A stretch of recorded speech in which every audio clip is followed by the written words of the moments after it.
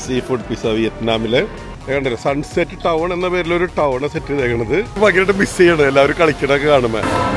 ചാളൊക്കെ പിസയിലിട്ട് എങ്ങനെ ഉണ്ടാവും ആലോചിക്കുക.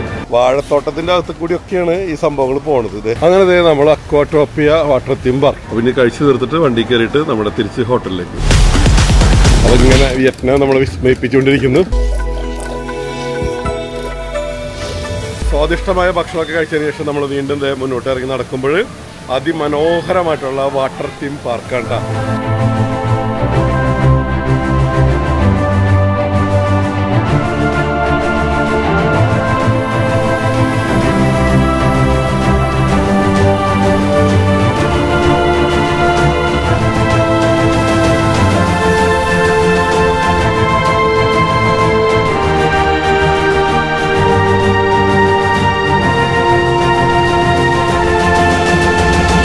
വണ്ടർലൊക്കെ ഉണ്ടല്ലോ അതിന്റെ ഇരട്ടി വേണമെങ്കിൽ പറയാം. അമ്മാതിരി വാട്ടർ തീം പാർക്കാണ്, ഒരു രക്ഷയില്ല. അപ്പോൾ അവിടെ നമുക്ക് ബാക്കിയുള്ള സമയങ്ങൾ മൊത്തം അവിടെ സ്പെൻഡ് ചെയ്യുക. അതിനുശേഷം ഇവിടുന്ന് വലിയൊരു കേബിൾ കാർ ഉണ്ട്. ആ കേബിൾ കാറിൽ നമ്മൾ അങ്ങോട്ട് പോകുന്നു. അവിടെ ചെന്ന് ഇറങ്ങുന്ന സ്ഥലത്ത് നമ്മുടെ വണ്ടി ഉണ്ടായിരിക്കും. വൈകിട്ട് 6 മണിയോട് കൂടിയിട്ട് നമ്മൾ അങ്ങോട്ട് എത്തും. ഇതാണ്. അപ്പോൾ നമ്മുടെ വാട്ടർ തീം പാർക്കിന്റെ പ്ലാനുകളൊക്കെ ഓരോ സ്ഥലത്തും വെച്ചിട്ടുണ്ട്. ഇത്തരത്തിലുള്ള പ്ലാനുകളാണ് കേട്ടോ വെച്ചേക്കണത്. അപ്പോൾ നമ്മൾ എവിടെയാണെന്ന് അവിടെ മാർക്ക് ചെയ്തിട്ടുണ്ട്. പിന്നെ ഒരുപാട് ആക്ടിവിറ്റീസ് ഉണ്ട്. ഒക്കെ എല്ലാം ഒന്നിനൊന്ന് മെച്ചം. പുതിയ കൺസ്ട്രക്ഷൻസ് അപ്പുറത്ത് നടക്കുന്നുണ്ട്. ഒന്നും പറയാനില്ല. അപ്പോൾ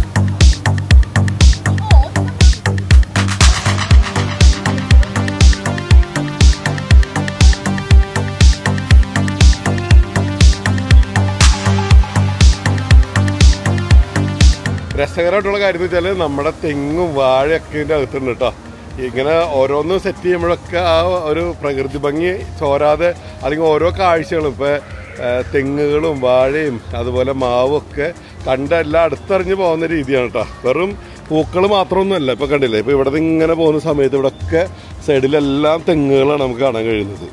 ഓക്കെ, അതുപോലെ തന്നെ മറ്റ് പലതരത്തിലുള്ള ഇപ്പോൾ ഉദാഹരണത്തിന് പറഞ്ഞാൽ ഇവിടെ ഈ സൈഡിലേക്ക് വന്നു കഴിഞ്ഞാൽ നിറയെ ഈ സൈഡിലേക്ക് വന്നാൽ നിറയെ വാഴകളും സംഭവങ്ങളൊക്കെ. അപ്പോൾ വാഴത്തോട്ടത്തിൻ്റെ അകത്ത് കൂടിയൊക്കെയാണ് ഈ സംഭവങ്ങൾ പോണത്. ഇത് കണ്ട വാഴ കൊലയൊക്കെ ഇട്ട് നിൽക്കുന്ന കാഴ്ച കാണാനുണ്ട്. എല്ലായിടവും സേഫ്റ്റി ഗാർഡുമാർ എല്ലാവരും ഉണ്ട്.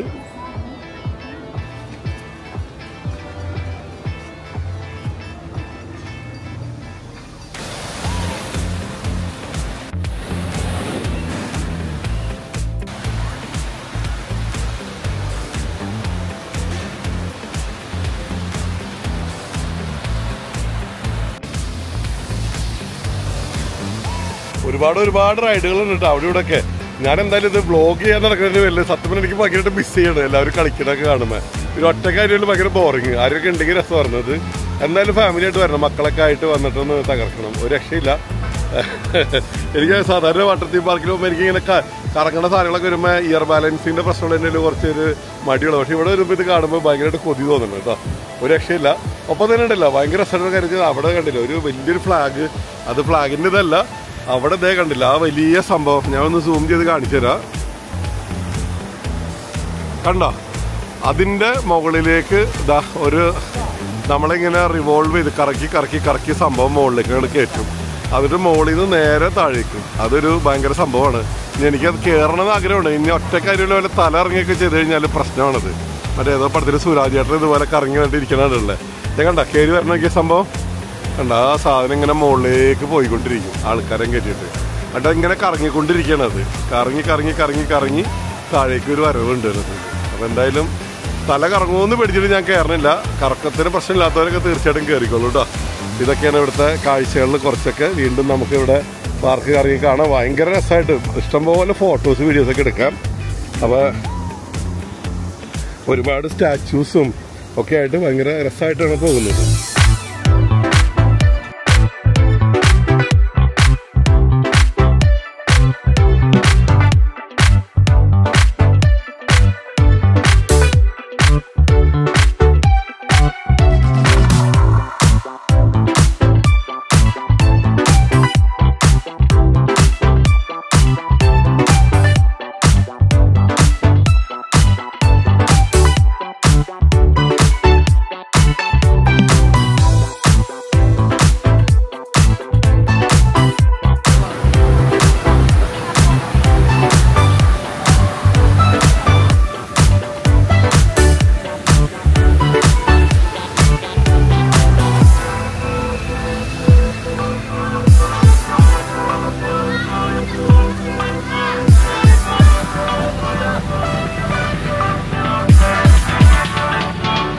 ഈ കാണുന്നത് ഇവിടുത്തെ ടോയ്ലറ്റാണ് കേട്ടോ. എങ്ങനെയുണ്ടെന്ന് നോക്കിയേ, ഒരു രക്ഷയില്ലല്ല. ഓരോരോ സ്റ്റൈലുകളാണ് കേട്ടോ. ടോയ്ലറ്റും അതിനോടനുബന്ധിച്ചിട്ടുള്ള കാഴ്ചകളാണ് ഈ കാണുന്നത്.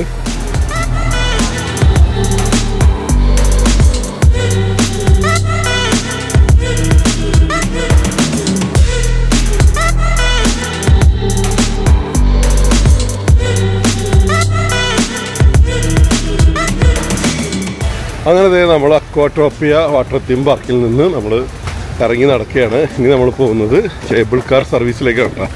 കേബിൾ കാറിന് അവിടെ പോയിട്ട് വേണം ഈ ദ്വീപിൽ നിന്ന് പുറത്ത് കിടക്കാനായിട്ട്. ആ കാഴ്ച കാണണ്ടേ, ഒരു രക്ഷയില്ല കേട്ടോ. അപ്പോൾ ഇങ്ങനെ വിയറ്റ്നാം നമ്മൾ വിസ്മയിപ്പിച്ചുകൊണ്ടിരിക്കുന്നു. വിയറ്റ്നാമിലെ ഫുക്കോക്ക്.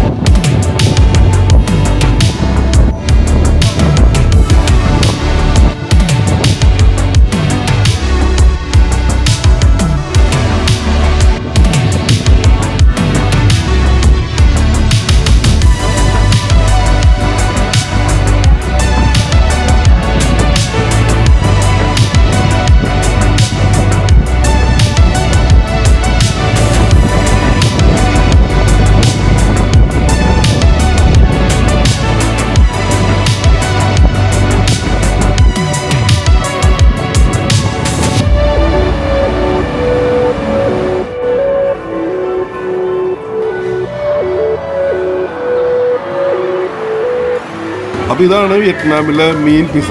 കേബിൾ കാറിൽ നിന്ന് ഇറങ്ങി വന്നതിന് ശേഷം എന്താ ഒരു കോഫി കുടിക്കാൻ തീരുമാനിച്ചു.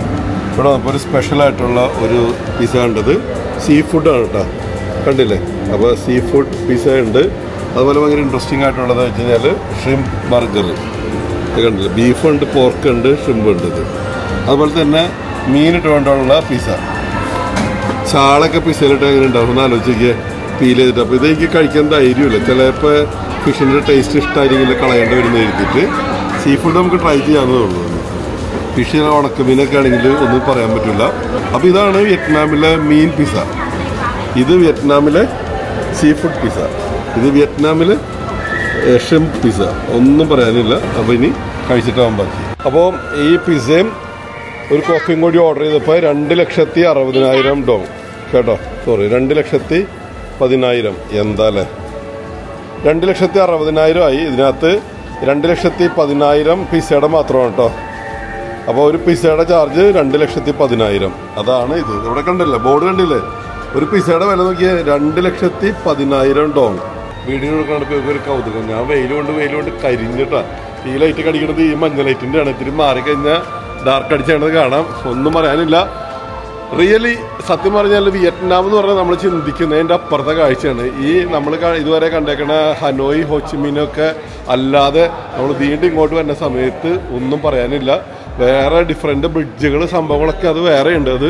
അത് വേറെ ലവ് ബ്രിഡ്ജൊക്കെ ഉണ്ട്. അതൊക്കെ നമുക്ക് വേറെ കണ്ടെടുക്കാം. നമുക്ക് ബ്രിഡ്ജുകൾ കിസ് ചെയ്യണുണ്ട്, 2 പാലങ്ങൾ ഉമ്മ വെക്കണുണ്ട്. അതൊക്കെയാണ് ഇനി കാണാൻ പോകുന്നത്.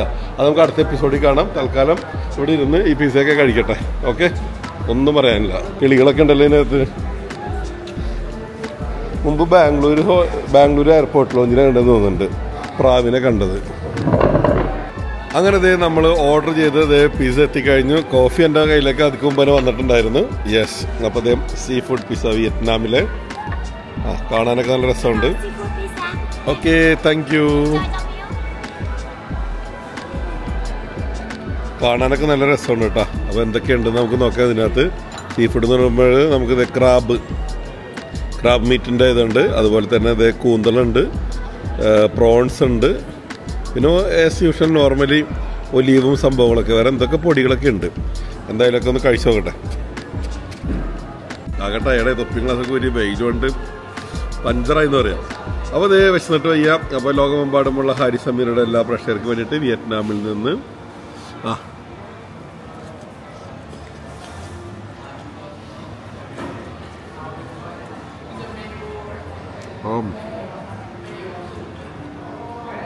വായ പൊള്ളിട്ട് എന്താ പറ്റില്ല.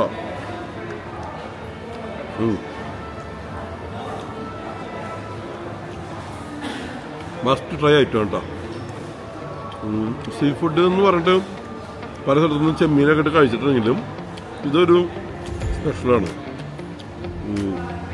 കൂന്തളും ചെമ്മീനും ഇതെല്ലാം കൂടി ചേരുമ്പോൾ പ്രിപ്പറേഷൻ അടിപൊളി കേട്ടോ. നല്ല ഫ്രഷ് അടിച്ച് വന്നതിൻ്റെ നല്ല സോഫ്റ്റാണ്.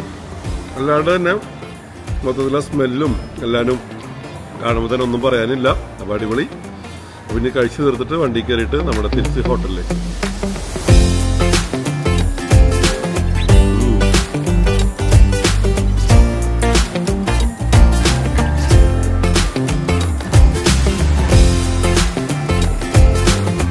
കണ്ടോ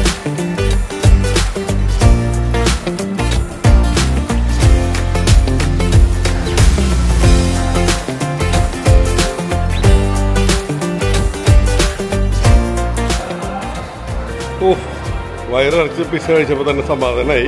പിസ്സയും കോഫിയും കുടിച്ചതേ നമ്മൾ പുറത്തിറങ്ങുന്നു. നമ്മുടെ ഡ്രൈവർ വന്നിട്ടുണ്ട്. അപ്പോൾ ഇതൊക്കെയാണ് ഇന്നത്തെ വിശേഷങ്ങൾ കേട്ടോ. ഇത് ഒരു ഓടിപ്പടഞ്ഞുള്ളൊരു കാഴ്ചയായിപ്പോയി. സത്യം പറഞ്ഞാൽ കുറച്ച് ദിവസം നിന്ന് കാണേണ്ട കാഴ്ചകളാണ് ഇതെല്ലാം തന്നെ. പുറത്തേക്കുള്ള കാഴ്ചകൾ നമ്മുടെ വണ്ടി പുറത്ത് വെയിറ്റ് ചെയ്യുന്നുണ്ട് കേട്ടോ. അവനൊന്ന് കണ്ടെത്തി കഴിഞ്ഞാൽ നമുക്ക് ഉടനെ പുറപ്പെടാം.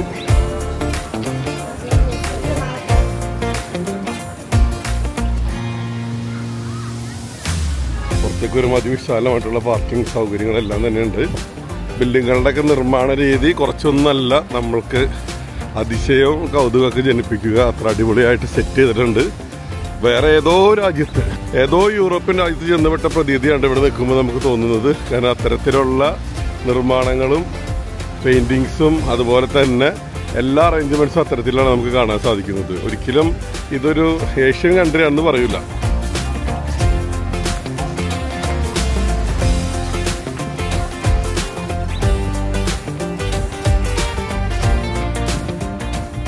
പാർക്കിംഗ് ഏരിയയിലേക്ക് വന്നിരിക്കേണ്ടത്. ഇവിടെ കൊളോസിയൊക്കെ ഉണ്ടാക്കി വെച്ചിരിക്കുകയാണ്. ഒന്നും പറയാനില്ല.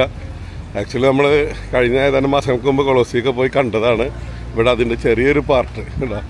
ലോകത്തിന് വ്യത്യസ്ത സ്ഥലങ്ങളിലുള്ള പല ചരിത്ര പ്രാധാന്യമുള്ള നിർമ്മിതികളും ഇവരിവിടെ പുനഃസൃഷ്ടിച്ചിട്ടുണ്ടെന്നുള്ളതാണ് രക്ഷ. അതുപോലെ തന്നെ ഒരു ടൗണാണ് സെറ്റ് ചെയ്തേക്കുന്നത് കടൽ തീരത്ത്. അപ്പോൾ ഇങ്ങനെ വിയറ്റ്നാം നമ്മൾ വിസ്മയിപ്പിച്ചുകൊണ്ടിരിക്കുന്നു. കണ്ടില്ല, സൺസെറ്റ് ടൗൺ എന്ന പേരിലൊരു ടൗണ് സെറ്റ് ചെയ്തേക്കണത്. വാ, എന്തായാലും ഒന്നും പറയാനില്ല. ശരിക്കും പറഞ്ഞാലേ സമ്മതിക്കണം. കാരണം 1-2 വർഷത്തെ അധ്വാനമല്ല, വർഷങ്ങൾ നീണ്ട അധ്വാനം കൊണ്ടിട്ട് ഒരു വലിയൊരു ടൗൺ സെറ്റ് ചെയ്യണം അവർക്ക്. അവിടെ ഇത്രയും ആക്ടിവിറ്റീസ്. എനിക്ക് ആ റോപ്പ് വേയിൽ ഇരുന്നപ്പോൾ എനിക്ക് ചിന്തിക്കാൻ പറ്റുള്ളത് എങ്ങനെ ഈ കടലിൻ്റെ മുകളിലൂടെ ഇത്രയും ഹെവി സംഭവങ്ങളൊക്കെയാണ് എങ്ങനെ സാധ്യമാക്കി എന്നുള്ളത്. ലോകത്ത് ഒരുപാട് സ്ഥലങ്ങളിൽ കടലിൻ്റെയും കായലിൻ്റെ മുകളിലൂടെയൊക്കെ കാടിൻ്റെ മുകളിലൂടെ ഒക്കെ നമ്മൾ പോയിട്ടുണ്ടെങ്കിലും ഇത് ഒരു രക്ഷയില്ല കേട്ടോ. സത്യം പറഞ്ഞാൽ ഭയങ്കര ഒരു വിസ്മയം തന്നെയാണത്. ഒന്നും പറയാനില്ല.